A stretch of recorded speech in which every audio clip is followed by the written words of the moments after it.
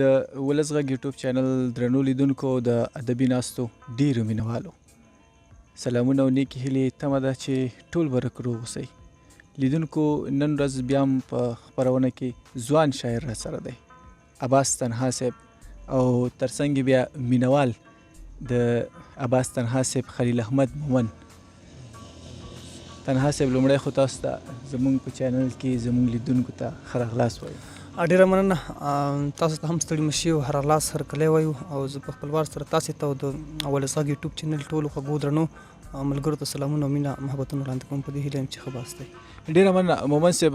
تاسو د تنها صاحب د یو مینوال په حیث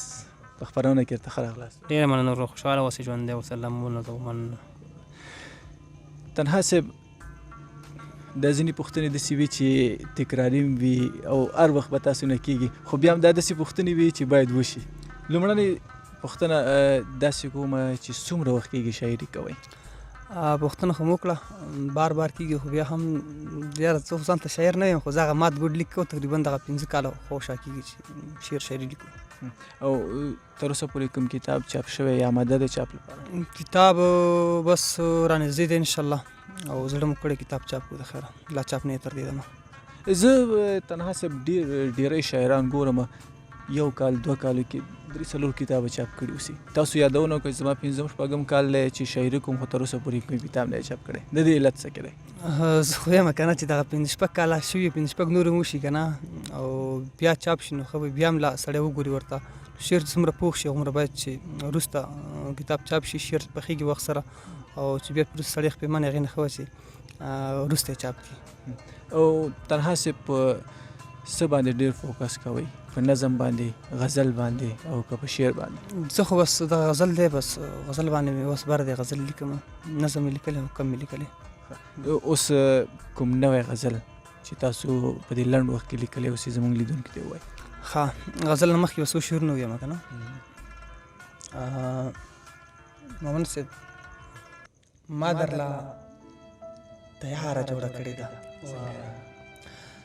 ما درله تیاره جوړه کړې ده، مینې ته مې لاره جوړه کړې ده. ستا هغه وړه شیطانه خور سوه، ستا هغه وړه شیطانه خور سوه، اوس مې ترې باره جوړه کړې ده. ماله وې راوړه بنګړي تا دې دلته باره جوړه کړې ده. ماله وې راوړه بنګړي تا دې دلته باره جوړه کړې ده. غزل دی چې زموږ دغه ناخواله زړونه مات دغسې دي، زموږ دغه ناخواله زړونه مات دغسې دي، بیخي د جوړېدو نه د میرات دغسې دي. غزل کې که بنګړي ماتوم خو خلک خفه کېږي، که حق ته ګوته نیسم حالات دغسې دي. غزل کې که بنګړي ماتوم خو خلک خفه کېږي، که حق ته ګوته نیسم حالات دغسې دي. د امن برکت دی وړه په وزر بوجۍ شوه، که ستاسو حکومت کې ګمرکات دغسې دي. د امن برکت دی وړه په وزر بوجۍ شوه، که ستاسو حکومت کې ګمرکات دغه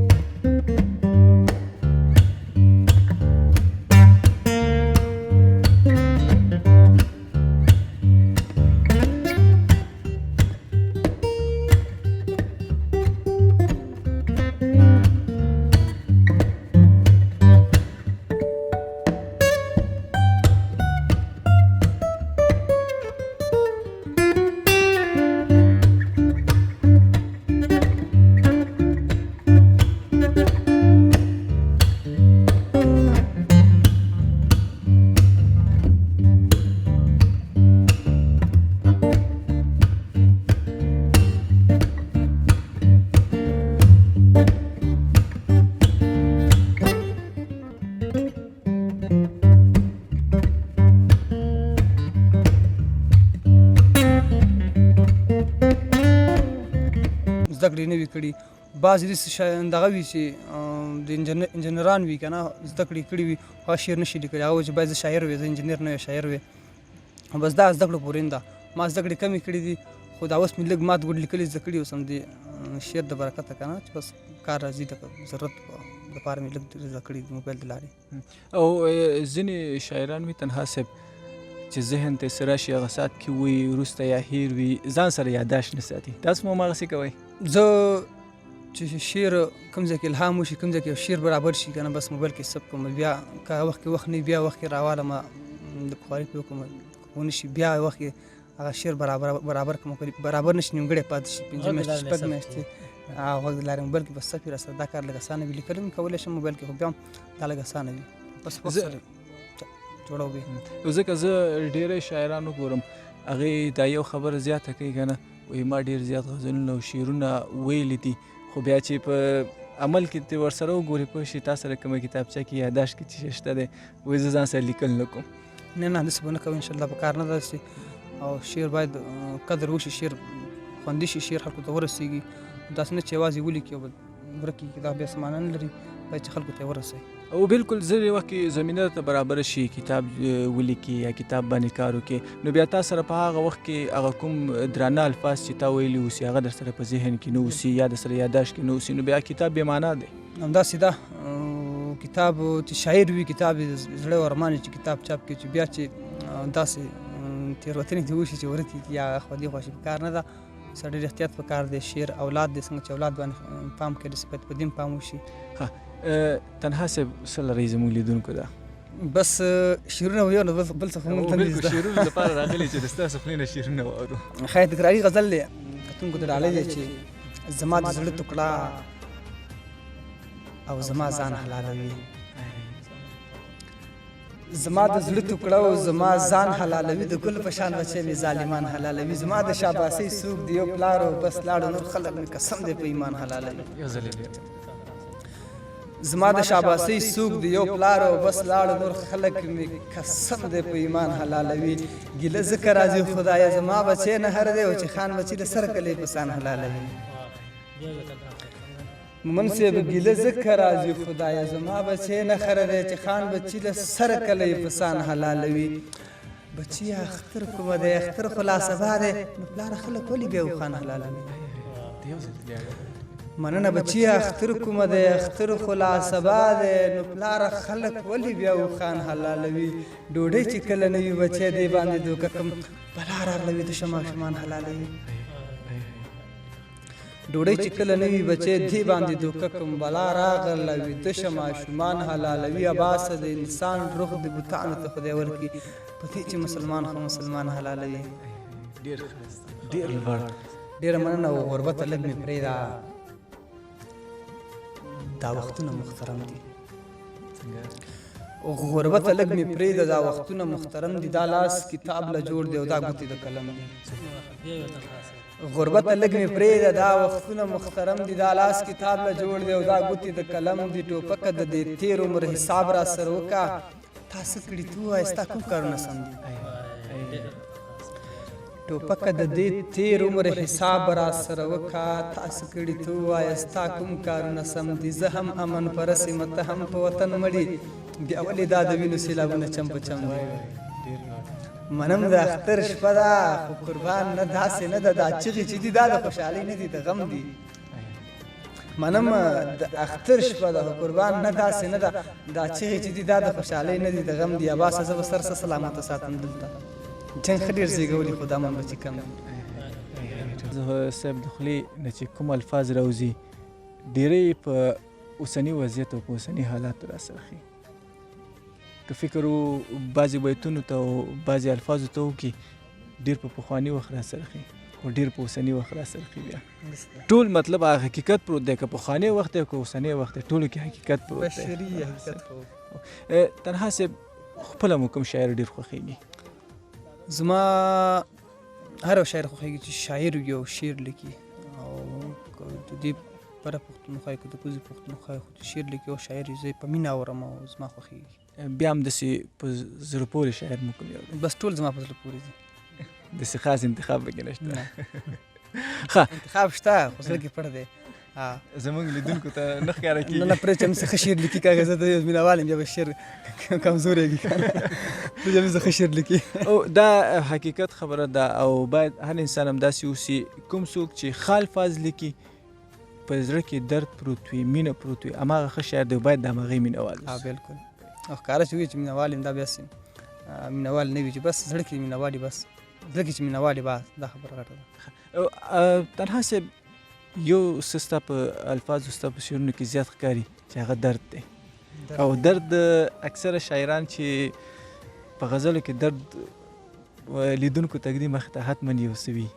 بس دغه وخت ټول درد دی او غربت دی او دغسې حالات دي تاسو یې ګورئ نو بس درد به خامخا وي. هر سړی دردېدلی دی افغانستان کې هر پښتون هر ځای کې دردېدلی په افغانستان کې په پېښور کې پاکستان کې په هر هېواد کې دردېدلی دی بس موږ هم دغه درد راغستی دی. شعرونه به درنه اورو زموږ لیدونکي به ستا د شعرونو غزلو په تمه باندې وي. نور هم ښه غزل به ووایم دا هم لږ تکراري دی خو بس ژونده بلها تریخي لږ خواږه ځان کې پیدا کړه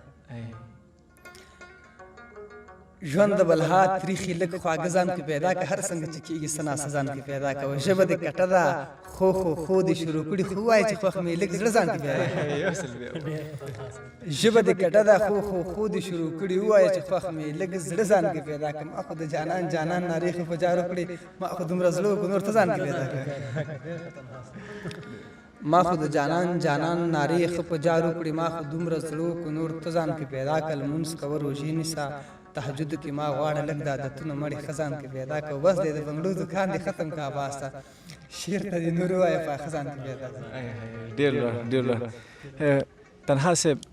ډېره زیاته مننه چې مونږ ته مو وخت راکړو په ادبي ناسته کې مونږ سره حاضر شولئ کېناستئ کور مو ودان په تلو کې درنه 3-4 بیته اورو. ښه ډېره مننه ستاسو مننه چې لږ ځای راغلی مونږ ته مونږ خپل چوکه وګڼلو کوم یو ووایي ډاکټر یې والا هغه ډېر اورېدلی نه چې اورېدلی دی خو بیا مینهوال دی ځکه یې غوښتنه کوي. ښه مومن صاحب غزل ډالۍ دی تاسو ته که نه چې د زخمونو احترام کوه ډاکټرې دې سړي باندې لږ پام کوه ډاکټرې په کتو دې زه رغېږم ځکه وایم په سحر کې یو سلام کوه ډاکټرې په کتو دې زه رغېږم ځکه وایم په سحر کې یو سلام کوه ډاکټرې ولې زارو قربان په چا پسې خوږېږي دا تپوس دې هر ماښام کوه ډاکټرې ولې زارو قربان په چا پسې خوږېږي دا تپوس دې هر ماښام کوه ډاکټرې ستا د خولې جوټه اوبه دارو دي ماله خوږ شربت دې نه یو جام کوه ډاکټرې د ثواب په کار کې صبر چا راوړی سم د لاسه اقدام کوه ډاکټرې کله خو عباس ته غاړې وځه کله خو ناکام کوه ډاکټرې. ډېره مننه کور مو ودان بیا هم چې مونږ سره حاضر شولئ په خپرونه کې مو راسره برخه واخیستله زحمت مو وګاللو یو نړۍ مننه. تاسو هم مننه کور مو ودان او چې زموږ لږ ځای راغلی مونږ ته مخ راکړو ډېره مننه.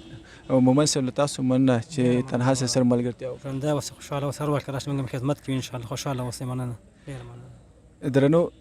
درنو لیدونکو دا به د نن ورځې ادبي دیره چې ستاسو مخ ته مو کېښودله تر بیا چې په یو بله خپرونه کې ستاسو په درانه چوپړ کې حاضرېږو تاسو ټول په پاک سپېڅلي رسپارو هر چېرته چې یاست ښاد یاد بریالي اوسئ پاک الله مو مل شه.